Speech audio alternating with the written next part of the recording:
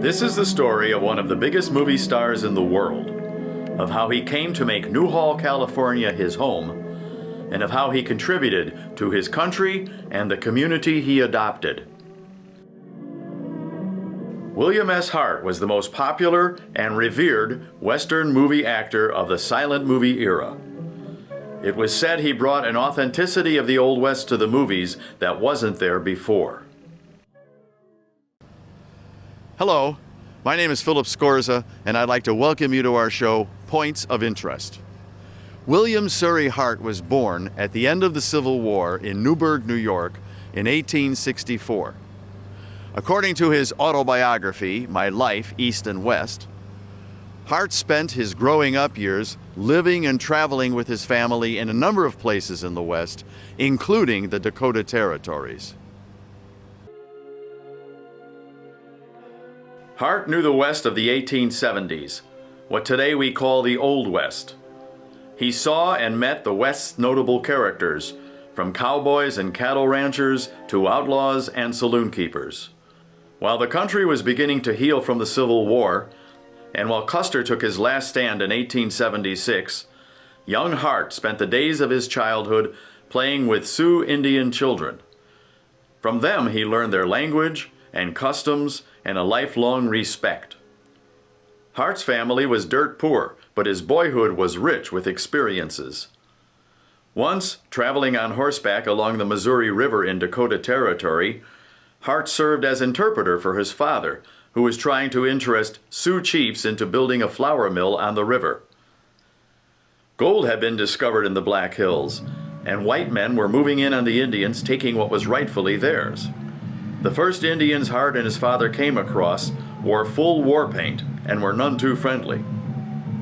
"I have never seen Indians in full war paint but once in my life," Hart wrote, "and they were in front of us right there on those Dakota prairies."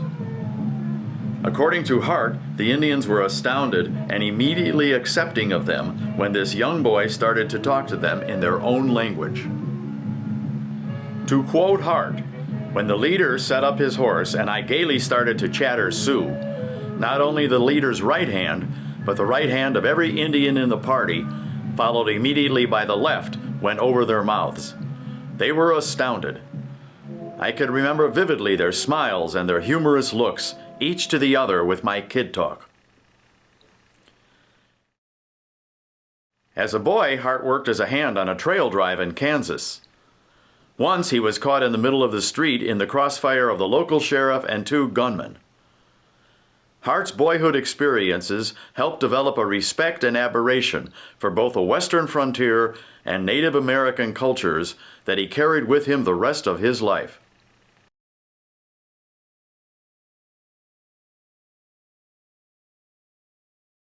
His mother's health was not good, and the family had to move back east to New York City when Hart was 15 years old.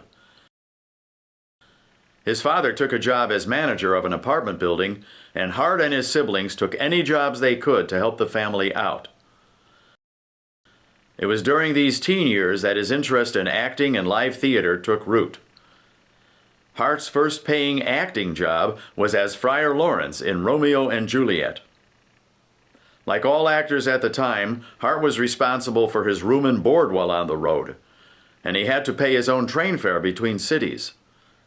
At that time, actors didn't get paid for time spent in rehearsals either. He says in his book, "All actors become stranded with some show at some stage of their career. My baptism came my first season. It was March in Chicago. We were out in the cold." I've worked in live theater. One of my pensions comes from Actors Equity, the Stage Actors Union, which did not exist during Bill Hart's day. I know what it's like to do 2 shows on a Sunday, then spend that night tearing down the scenery and the lights and setting up a whole new set so you can have a run through the next day with an audience. But I always got paid for rehearsals, and I never got stiffed in or out of town.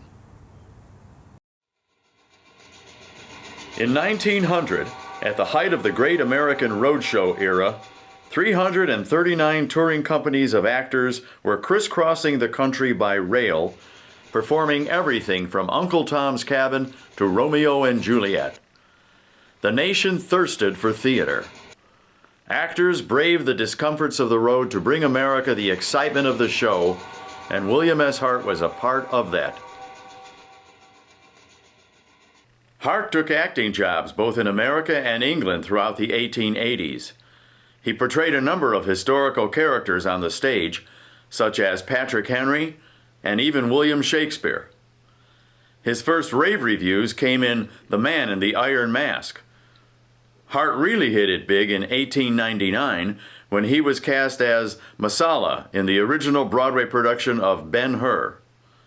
William S. Hart was a success as a working actor, on and off the New York stage.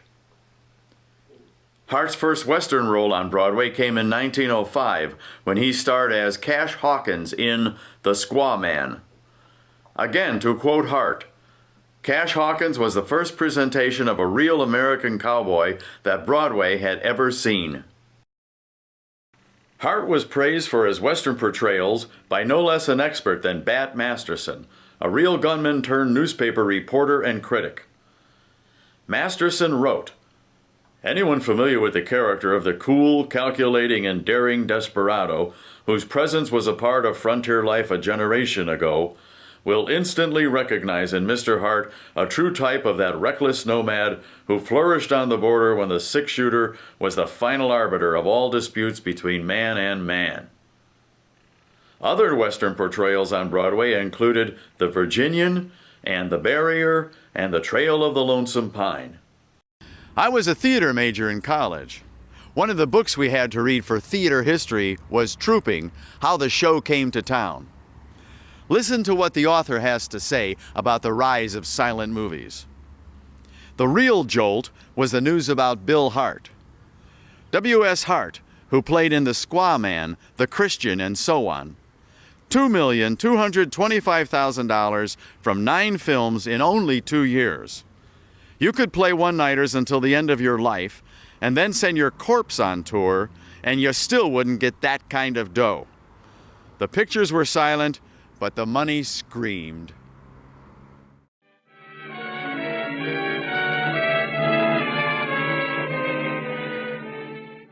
The rush of the wind that cuts your face, the pounding hoofs of the pursuing posse. Out there in front, a fallen tree trunk that spans a yawning chasm. The noble animal under you that takes it in the same low ground-eating gallop. The harmless shots of the baffled ones that remain behind. And then the clouds of dust through which come the faint voice of the director. Okay, Bill, okay. Glad you made it. Great stuff, Bill, great stuff. And say, Bill, give old Fritz a pat on the nose for me, will you? Oh, the thrill of it all. In 1914, when he was 50 years old, William S. Hart went out to Hollywood to begin a whole new acting career. He had seen Western silent movies on the road and knew he could do better. He went to see his old friend Thomas Ince and made 2 reel short films which were so popular he then made a series of feature films. In 1915 and 1916, movie exhibitors voted Hart the biggest money-making movie star in the world. There were only a few others like him: Mary Pickford, Douglas Fairbanks, and Charlie Chaplin. After much negotiation, Hart accepted a lucrative offer from Adolph Zukor of Paramount Pictures, a contract giving him $150,000 per picture with a 16-picture guarantee. Hart not only starred in his movies, he sometimes directed and wrote many of them. The more success and power Hart got, the more authentic to the real West his movies became. His movies featured the West he knew and loved. His films were full of accurate reconstruction of Old West atmosphere and characterization. He showed life as it was. Hart's sets were basic, like the towns of the real West. dusty, dirty, ramshackle buildings and backgrounds that lent a documentary realism to his movies. His use of the moving camera and his shot composition was forceful and arresting. Skillful editing and cutting gave his films a dramatic pace that built to a climactic finish. Hart's character, the good bad man, was created out of his childhood memories and experiences. His was an outlaw who showed he had some good in him. Having grown up in the West, Hart was an expert horseman. He did his own stunts on horseback, usually with his beloved pinto pony, Fritz. The action sequences he did with Fritz were outstanding and exciting, and the audience came to love and expect them. Hart's formula worked, and by 1918, his two-gun bill look was known around the world. When the United States entered the First World War, Hart was in his early 50s. He was too old for military service, but found other ways to serve. Hart traveled the country a number of times holding Liberty loan drives wherever he was asked. He alone raised over $2 million for the war effort. With his pinto pony, Fritz, Hart paraded down Los Angeles streets to raise funds for the American Red Star Animal Relief, an organization that provided hospitals and veterinarians for the thousands of horses, mules, and dogs that were wounded fighting on the Western Front. The 159th California Infantry, stationed at Camp Kearny near San Diego, showed their appreciation of Hart by choosing the Western film star as their unit's name. They called themselves Bill Hart Two-Gun Men. With the end of the war and the beginning of the 1920s, filmmakers were warning Hart that he needed to change. His audience now wanted to see the newer film cowboys, such as Tom Mix and Hoot Gibson, whose movies featured showmanship, color, and excitement rather than realism and atmosphere. When Paramount Studios asked Hart to turn over production of his movies to someone else, he refused and left the studio. In 1921, William S. Hart got married to the actress Winifred Westover. This is all he had to say about it in his 361-page autobiography. I was married to Winifred Westover December 7th, 1921. We separated May 10th, 1922. Our wonderful son, William S. Hart Jr., was born September 6, 1922. Mrs. Hart obtained a divorce on the grounds of desertion at Reno, Nevada, February 11, 1927. In 1925, Hart made one more effort. He produced, with his own money, and starred in his most ambitious film, Tumbleweeds. Watching it even today, it is easy to see that Hart put his all into this movie. 14 years later, when Tumbleweeds was reissued, Hart spoke a new introduction on film. It was the only time his audience heard his great theatrical Broadway voice. Hart spoke of his love for history and the opening of the Cherokee Strip, his love of movie making, and his love for the many fans who appreciated his films.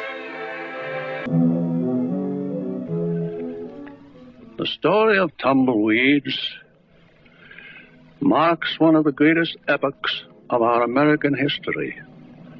It tells of the opening of the Cherokee Strip in the year 1889. Then came the wagon trains of the newcomers, the Grangers, the homesteaders, the settlers.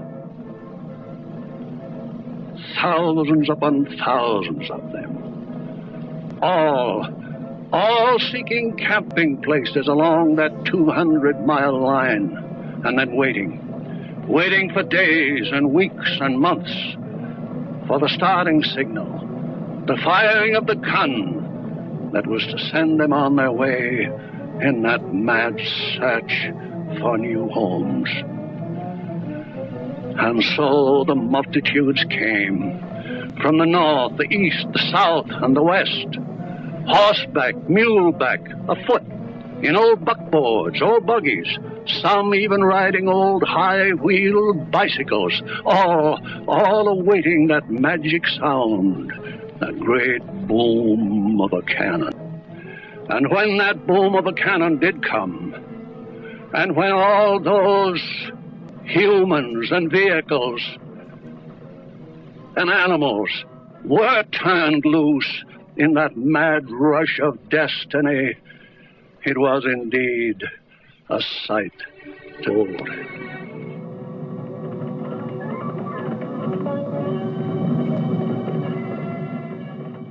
Tumbleweeds was released by United Artists, but played only in second-rate movie houses, making less money than it should and could have. Ever the fighter, Hart sued United Artists. It took a lot of years, but he won. It was a victory gained at a ruinous cost.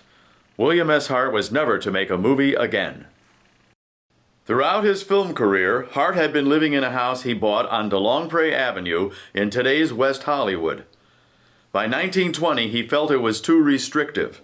He needed the out-of-doors, a place where he could keep his horses, ride and shoot, and have freedom he knew as a boy. He found what he wanted 35 miles from downtown L.A. in Newhall, California. As early as 1918, William S. Hart came to Newhall to make movies. To shoot these films, Hart leased property from a man named George Babcock Smith. In 1921, Hart bought the first piece of property from Smith that was to become the core of his Horseshoe Ranch. On June 25, 1926, Hart was asked to speak at the ceremony in Montana, remembering the Battle of the Little Bighorn. "Before making my address to the white folks," he wrote in his autobiography, "I asked permission to make a talk to my red brothers. While my talk astonished the people of my own race, the Indians were bewildered, amazed. For the second time in my life, I saw the double sign of astonishment used. Every single one of those old warriors clapped both hands over his mouth, just as I had seen those young warriors do on the prairies of Dakota when I was a little boy in the long ago." For Hart, it must have seemed like a reunion or a coming home of sorts. It had been 50 years since Custer took his last stand at the Battle of the Little Bighorn. 50 years since Hart had played with those Sioux Indian children on the Dakota prairies and learned from them. It had been a lifetime.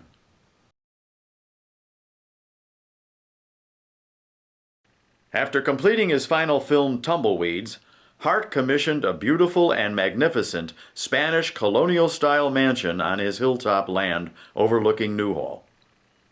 He and his sister Mary Ellen moved into their retirement home in 1927. In 1928, the St. Francis Dam collapsed. The second worst disaster in California history brought the Newhall community together. Hart famously wrote about it to his friend Wyatt Earp. "Only those who were in it can realize how tragic it all was," he wrote. "At one time there were 78 bodies in the little shack that had been converted into a morgue." For more than a week after the flood, no one claimed the body of a boy about 3 years old who lay in the morgue in Newhall. Hart took a special interest in the lifeless boy and offered to provide a burial and place a wreath at his head. Supposedly, he had the boy dressed in a cowboy outfit. On the card, he wrote, "To the little unknown soldier from a Newhall cowboy." In retirement, Hart kept himself busy writing. He wrote a number of novels and short stories and poems, as well as his autobiography, My Life East and West. In 1939, when his last film, Tumbleweeds, was being reissued, Hart came up with the idea of filming a whole new spoken introduction to the movie right here in Newhall on his Horseshoe Ranch.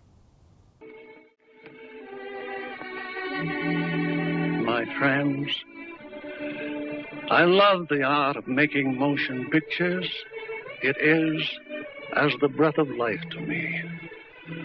But through those hazardous feats of horsemanship that I loved so well to do for you,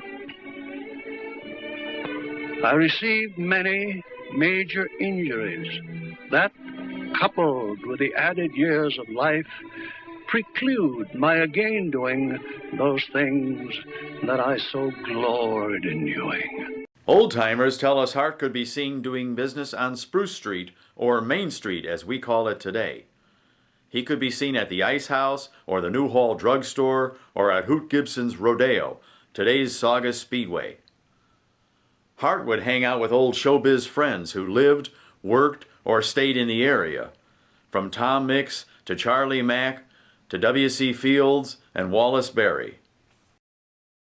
In August 1940, Hart invited two Newhall neighbors, Tom Frew Jr. and Fred Trueblood, to his mansion. "I have for a long time believed that Newhall should have a picture theater," he told them. "I also believe that the American Legion should be encouraged in its program of preserving patriotic American ideals." Hart proposed donating 3 lots at the corner of Spruce and 11th Street, plus money for construction and furnishing the new theater. On May 23, 1941, the American Theater was opened for dedication. Townspeople gathered to hear William S. Hart make a short speech with all the dramatic flair and fire the old actor could muster.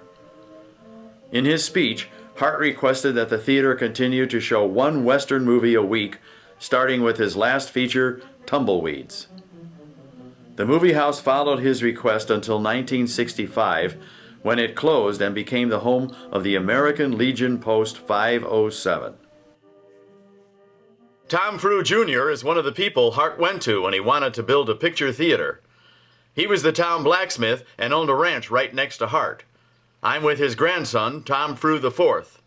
I'm here with my old friend, Tom Frew. Tom used to be the president of the Santa Clarita Valley Historical Society, and Tom was here in 1941, May of 1941, when they had the grand opening of the American Movie Theater. You met William S. Hart. Why don't you tell us a little bit about that day? Well, it was a day like all the rest here in Santa Clarita, hot. And the theater was completely full. Uh-huh. And Mr. Hart made his trip up to the stage. Okay. To give the keys to the building to the American Legion. Okay. And of course, his voice was like you'd expect from an actor. Grand voice. Very definitely grand voice. And I'm sure he used his little speech that he always did. The kids all put their nickels and dimes into coming to see my shows. Now I'm giving something back to the community. Something back to the community, yes. Which was kind of interesting. Uh-huh. Something that really interested me as an 11-year-old, and I asked my parents, "What's that chunk of ice over there for on the table in the lobby?" And they said, "Oh, that's an ice sculpture." Well, living in Newhall, we didn't have, we were lucky we had Newhall ice. On Main Street. Anyway, it was a ice sculpture of a vase with flowers in it. Oh, okay, okay. And I was so impressed. More so than impressed by the William S. Hart, then.